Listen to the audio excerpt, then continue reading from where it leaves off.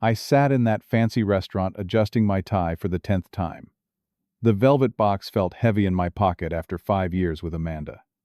We had our problems, sure, but tonight would change everything. I watched her walk in stunning, as always, her confidence drawing every eye in the room. This woman had reshaped my world, and I was ready to commit forever. When the champagne arrived, she looked at me and said those words I will never forget. "Oh, you are literally the last person I would ever marry." Have you ever experienced betrayal in a relationship? If you have, hit that like button and subscribe. Let me know where you are watching from as I tell you what happened next and what was really in that velvet box. The path that led me to that devastating moment began 5 years earlier. I am Francis, a regular 28-year-old guy, working at a software company downtown. My life before Amanda was predictable, focused mainly on climbing the corporate ladder, while my personal life took a back seat. I lived in a small but decent apartment, drove a reliable but ordinary car, and spent weekends either catching up on work or playing video games with the few friends I managed to keep after college. Social skills were never my strong suit. I was the guy who stood awkwardly at parties, overthinking every interaction. Dating was a series of uncomfortable first meetings that rarely led to seconds. That all changed at a tech conference in Seattle, where I was representing my company. Amanda stood out immediately. While I fumbled through networking conversations, she commanded attention effortlessly. Her dark hair fell perfectly around her shoulders. Her blue eyes sparkled with intelligence, and when she spoke about market trends and innovation, everyone listened, including me. I still remember mustering every ounce of courage to approach her during the lunch break. My hands were sweating as I introduced myself, expecting the polite dismissal I had grown accustomed to. Instead, she smiled, asked thoughtful questions about my work, and even laughed at my awkward attempts at humor. Our first date was the following weekend. I took her to an upscale restaurant, spending nearly half my paycheck to impress her. Amanda appreciated the gesture, but insisted our next date be a simple hike, followed by coffee. I was amazed by how she balanced ambition with genuine warmth. She worked as a marketing executive at a rival tech firm, her salary likely double mine, yet never made me feel inferior during those early days. The first 6 months were blissful. Amanda introduced me to fine dining, art galleries, and social circles I would never have entered alone. Under her guidance, I upgraded my wardrobe, learned about wine, and gained confidence in professional settings. I felt grateful for her influence, seeing only the positive changes in my life. Looking back, I should have noticed when guidance became control. It started subtly. "That shirt does not really suit you, wear this one instead." "Why do you still hang out with Scott? He is so immature." "Your laugh is a bit loud in public, try to tone it down." Each comment seemed like helpful advice from someone who cared about my improvement. 2 years in, we moved in together into her considerably nicer condo. My furniture was deemed too cheap and ended up in storage or sold. My collection of science fiction novels disappeared into boxes in the spare room because they cluttered the aesthetic. My gaming console was relegated to limited weekend use because adults should have better hobbies. Friends started commenting on the changes. Jack, my best friend since high school, eventually confronted me over beers. "You barely talk these days, and when we do meet up, you keep checking your phone like you are afraid of missing her texts." "What happened to you, man?" I defended Amanda vigorously. "She is helping me become a better person. You just do not understand our relationship." In truth, I was losing pieces of myself while gaining Amanda's approval. My circle of friends narrowed to couples she approved of. My career choices became guided by her vision rather than my interests. Even my relationship with my parents cooled, as Amanda found them provincial and limiting. Despite this gradual erosion of my identity, I convinced myself I was happy. Amanda was beautiful, successful, and had chosen me. When she began dropping hints about marriage, pointing out engagement rings in store windows, or mentioning which friends had recently proposed, I felt a surge of validation. If she was considering a future with me, I must be doing something right. For 6 months, I saved religiously. My lunch became brown bag sandwiches instead of takeout. I took on freelance projects on weekends. I sold my car for a cheaper model. All to afford the 2-carat diamond ring the jeweler assured me would meet her expectations. I researched restaurants, rehearsed my speech, and planned every detail of the proposal scheduled for our 5-year anniversary. The night before the big day, Amanda was working late again, something that had become increasingly common. I used the opportunity to prepare ironing my best suit and polishing my shoes until I could see my reflection. I practiced my proposal in the mirror, imagining her joyful acceptance, our future wedding, the life we would build together. In that moment, I truly believed we were perfect for each other. I left work early on our anniversary, ignoring the knowing smiles of coworkers who had helped me plan this day for weeks. First stopped the florist for her favorite lilies. Next, a final check with the restaurant to ensure they had reserved the corner table overlooking the city skyline. The ring box felt like it was burning a hole in my pocket as I drove home to change. Our shared condo held so many memories. The kitchen where she taught me to make risotto. The living room where we stayed up until dawn discussing our dreams. The balcony where we watched fireworks on New Year's Eve. I could visualize our future children running through these halls, and the thought filled me with purpose. I arrived at Chateau Lumiere 30 minutes early, slipping the maitre d' extra $50 to ensure everything was perfect. The champagne was chilling the table decorated with rose petals, and the violinist was briefed to play our song at exactly 8:30 p.m. when I planned to propose. Amanda was supposed to arrive at 7:00 p.m. At 7:20 p.m., I received a text. Running late. Work emergency. Be there soon. I tamped down my disappointment. Her career was important, and I had learned to be understanding about her demanding schedule. At 7:45 p.m., she finally arrived. I stood to greet her, my heart racing at how beautiful she looked in her black dress. But instead of the warm embrace I expected, she offered a quick cheek kiss before checking her phone again. Sorry about that. Derek needed some last-minute input on the Johnson account, she said, not quite meeting my eyes. Derek. Your new colleague, I asked, trying to keep my tone casual. She had mentioned him increasingly over the past few months. Yes, he is heading the project now. Very talented. Columbia MBA, youngest senior manager in company history. She waved over the waiter. I need a martini. Extra dry. Throughout the appetizer, Amanda seemed distracted, her attention divided between our conversation and her constantly buzzing phone. I tried reminiscing about our first date, our trip to Napa Valley, the time we got caught in the rainstorm in Chicago. She nodded and smiled, but the connection felt forced. Remember when we talked about eventually buying that lakeside cabin? I ventured, steering the conversation toward our future. That was just a fantasy, Francis. Property values there have skyrocketed. We could never afford it on your salary, and I am not carrying us both financially. Her words stung, but I pressed on. Well, maybe someday. I am up for promotion next quarter, and I have been looking into investment opportunities that could help us save for our future together. Amanda looked up from her phone, with an expression I could not quite read. Our future. Before I could respond, her phone chimed with a distinctive tone she had set for important messages. Her entire demeanor changed as she read the text, a smile spreading across her face that I had not seen directed at me in months. Who is that? I asked, unable to contain my curiosity. She hesitated.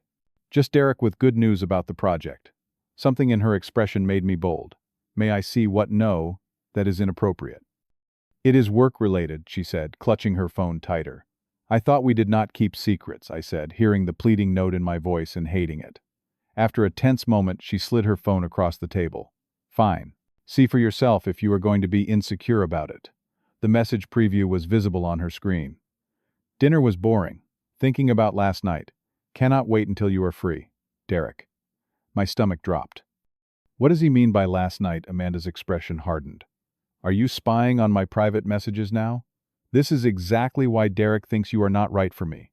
You have been discussing our relationship with him. I felt like I was standing on shifting sand. Of course I have. He gives thoughtful advice, unlike your friends. She took a long sip of her martini. Derek says someone in my position should be with an equal. Someone ambitious with connections and potential. And I do not have potential. My voice was barely audible over the restaurant ambiance. Look at you, Francis. 5 years at the same company, barely promoted. You wear the clothes I pick, go to the events I choose, meet the people I introduce you to. Without me, who would you even be? Each word felt like a physical blow. I thought you loved who I am. Amanda laughed, a sharp sound devoid of warmth. I loved who you could become. I have given you every opportunity to rise to my level. Derek says I have a savior complex when it comes to you. So, you and Derek have been. I could not bring myself to finish the sentence. We have a connection. Intellectual, professional. She paused. And, yes, recently personal. The weight of her confession pressed against my chest, making it difficult to breathe. The ring box in my pocket now felt like a monument to my foolishness. Were you ever going to tell me? I managed to ask. Honestly, I was waiting for you to give me a reason to stay, to show some ambition, some backbone, something to prove Derek wrong when he says you are holding me back. I thought of the ring, the savings account drained, the countless compromises. And what would have been enough? Amanda's phone chimed again.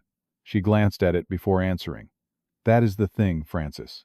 Nothing you do will ever be enough because fundamentally, you and I are not meant for the same path. My colleagues laugh when I mention your job. My parents still ask why I am with someone without an advanced degree. Derek understands my world in ways you never will. I reached for my pocket fingers, brushing against the velvet box. So, where does that leave us? Our 5 years together. She sighed, as if explaining something to a child. It was an experiment that has run its course. Derek is taking me to Paris next month. His family has connections I can only dream of. He challenges me intellectually and satisfies me in ways you never could. My hand stilled on the box. Are you breaking up with me? Tonight I was going to wait until after dinner. Seems cruel to do it on our anniversary. She shrugged. But since we are having this conversation now, yes. I think it is time we both acknowledged reality. And what reality is that? I asked, my voice strangely calm despite the storm raging inside me. Amanda leaned forward, her expression almost pitying. Ugh, you are literally the last person I would ever marry, Francis. We both know that. The words hung between us, crystallizing 5 years of subtle put-downs and growing distance. In that moment, something inside me shifted. The pain was there, enormous and raw, but alongside it was a sudden, startling clarity. I placed the velvet box on the table between us. Thanks for the clarity, I said, standing up. I threw enough cash on the table to cover the bill and walked toward the exit. Francis, what is this? Are you seriously walking out? Amanda called after me. I turned back one last time. Open it if you want. Consider it a parting gift. As I stepped outside into the cool night air, I heard her gasp. I knew she had opened the box and found not the engagement ring she expected, but my apartment key, and a letter I had written, just in case something went wrong tonight. A letter to myself that I now needed more than ever. The drive to Jack's apartment passed in a blur. My hands gripped the steering wheel so tightly my knuckles turned white, but I barely registered the physical sensation. The radio played some upbeat pop song about eternal love that seemed to mock my situation, so I switched it off, preferring the silence. Jack opened his door, took one look at my face, and pulled me inside without a word. We had been friends long enough for him to recognize catastrophe when he saw it. He guided me to his couch, placed a glass of whiskey in my hand, and waited. She has been cheating on me, I finally said, my voice sounding strange to my own ears. With someone named Derek. Apparently, he is everything I am not. Jack sank into the chair opposite me. For how long? She did not say exactly. Long enough for him to be taking her to Paris next month. The whiskey burned going down, but I welcomed the sensation. It was the only thing that felt real. I am so sorry, man. Jack leaned forward. What can I do? What could anyone do? 5 years of my life suddenly revealed as an elaborate lie. The future I had planned erased in a single conversation. I felt hollowed out, as if something essential had been scooped from my chest. You know what the worst part is, I said, staring into my glass. She made me believe I was lucky to have her. That I was the one who needed improving, fixing, changing. Jack nodded slowly. I tried to tell you, Francis. The way she spoke to you controlled everything. That is not love, that is possession. His words triggered a cascade of memories. Amanda deciding which friends were appropriate for us to see. Amanda critiquing my presentation at work events. Amanda suggesting I change my career path to something more prestigious. The constant phone checking when we were together. The increasing late nights at work. How did I not see it? I whispered. Because that is how control works, Jack said. It happens so gradually you do not notice until you are trapped. She isolated you from people who would have pointed it out. My phone began ringing. Amanda's face flashed on the screen. I declined the call. She is going to try to pull you back in, Jack warned. That is what happens when people like her lose control. Right on. Q text messages began flooding in. Are you serious right now? You just walked out on our anniversary dinner. Stop being childish and come home so we can talk about this like adults. That letter was cruel and unnecessary. I thought you were better than this. Francis, please. I made a mistake. We can work through this. If you do not come home tonight, I will consider all your things abandoned property. Each message revealed a different manipulation strategy: guilt infantilization, blame reversal, pleading threats. I showed them to Jack. Textbook, he said grimly. Block her number. Tonight. I hesitated only briefly before following his advice. 5 years of conditioning made it hard, but I knew it was necessary. That night I slept on Jack's couch, waking every hour from nightmares, where I was searching for something important that kept slipping through my fingers. By morning I had made a decision. I would not allow Amanda to dictate the terms of our ending, any more than she had dictated the terms of our relationship. First step: securing my finances. I logged into our shared accounts to discover Amanda had already withdrawn most of our joint savings. Fortunately, I had kept my personal account separate, though it was nearly empty after purchasing the ring I never gave her. Next, I checked my credit card statements.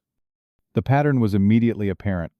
Large purchases at luxury stores in the past few months, charges at hotels. I had never visited restaurant bills for two, on evenings when I had been working late. She had been financing her affair with my credit. I called the credit card company, reported the unauthorized purchases, and canceled the card she had access to. Then I contacted a locksmith to change the locks on my old apartment, which was still in my name, despite having moved into her condo. Jack accompanied me to the condo to collect my essential belongings.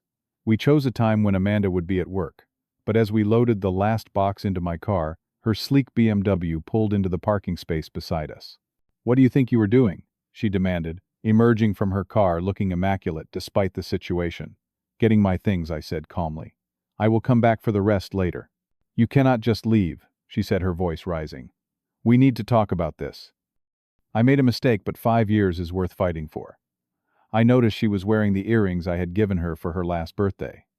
The ones she had claimed were acceptable, but not quite her style. The hypocrisy struck me as darkly funny. There is nothing to discuss, I said. I hope you and Derek will be very happy together. Her expression changed, becoming the sweet, vulnerable look that had always melted my resistance in the past. Baby Derek was a mistake. A stupid fling. What we have is real. I shook my head. What we had was real to me. To you, it was a project. You were trying to build your perfect partner, instead of accepting who I actually am. That is not fair, she protested. I helped you become better. Better by whose standards? Yours, Derek's. Your parents. I closed the trunk of my car. I lost myself trying to become someone you would love. I will not make that mistake again. Jack cleared his throat beside me, a reminder of his supportive presence. Amanda's eyes narrowed as she registered his presence. So you go running to Jack, the guy who works at a bar. This is exactly the problem, Francis. You surround yourself with people who hold you back. Jack respected me enough to tell me the truth even when I did not want to hear it, I replied. When was the last time you respected me at all? She changed tactics again, tears welling in her eyes. Please, do not throw away everything we built. I love you. I do. For a moment I wavered. The urge to comfort her was deeply ingrained after 5 years. But then I remembered the cruel dismissal in her voice. You are literally the last person I would ever marry. I will contact you about dividing our shared property, I said. Otherwise, we have nothing more to say to each other. As we drove away, Jack looked over at me. You okay? I was not okay. I was devastated, humiliated, and adrift. But beneath those feelings was something unexpected: relief. I will be, I answered honestly. The next week brought a flurry of activity as I rebuilt my life. I moved into my old apartment, reconnected with friends Amanda had deemed unsuitable, and began therapy to process both the breakup and the patterns that had led me to accept such treatment. Amanda alternated between angry accusations and tearful pleas for reconciliation. When those failed, she began spreading rumors among our mutual acquaintances. I had been controlling. I had cheated first. I was mentally unstable. The final confrontation came when I learned she had been using my credit card to buy gifts for Derek. I went to her office during lunch hour, documentation in hand. As I walked through the marketing department, heads turned. Amanda was holding court in the break room, Derek smugly at her side. She paled when she saw me. "Francis, this is inappropriate. You cannot just show up at my workplace," she hissed, pulling me toward the exit. "I tried calling and emailing," I said loudly enough for others to hear. "You have been avoiding me since I discovered the unauthorized charges on my credit card." Derek stepped forward. "Is this guy bothering you, Amanda?" He was exactly as I had imagined. Tall, conventionally handsome, exuding privilege. "This is between Amanda and me," I said firmly. "Unless you want to discuss how she used my credit card to pay for your dinner at Le Bernardin last month." Amanda's face flushed. "That is not what happened. I can explain." "No need." I have already disputed the charges. I handed her the folder. "This is a record of all the questionable transactions. My lawyer suggested I give you a chance to reimburse me before we proceed further." "Lawyer? You are threatening me with a lawyer." Her voice rose, drawing more attention. "Not threatening. Just protecting myself." I turned to leave, then paused. "Oh, and Amanda, I know about the weekend in the Hamptons, too. The one you said was a girls' trip." As I walked away, I heard her coworkers murmuring. Derek was already creating distance between them, his body language defensive. I had not come for revenge, but there was a certain justice in having the truth exposed. Later that evening, Amanda appeared at my apartment, mascara streaked down her face. "You humiliated me in front of everyone," she accused. "Derek has been avoiding me all afternoon." "I simply stated facts," I replied, standing firm in the doorway, not inviting her in. "Fine. You were right. Okay. I have been seeing Derek for 8 months. Is that what you wanted to hear?" Her voice broke. But I was confused. "I thought he offered something you could not." 8 months. Nearly half of the time I had been saving for her ring, planning my proposal, she had been with someone else. The confirmation hurt, but less than I expected. It simply confirmed what I already knew. "The problem was never that I could not give you what you needed, Amanda. It is that you did not want what I had to offer. You wanted to remake me into someone else entirely." She wiped her tears, her composure returning. "Will you at least tell me what was in that letter?" The one in the box. I considered for a moment.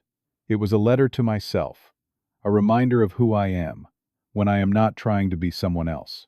"I wrote it the day I realized you might never be satisfied with me as I am." She nodded slowly, some genuine emotion finally breaking through her practiced expressions. "For what it is worth, I did love you. In my way. I know. That is what made it so hard to see clearly." I stepped back from the doorway. "Goodbye, Amanda." As I closed the door, I felt the first true moment of closure. The letter she had asked about sat on my nightstand. I had been rereading it every night, reconnecting with the self I had nearly lost. 6 months passed like a gradual awakening. I transferred to my company's Seattle office, seeking both professional advancement and a fresh environment.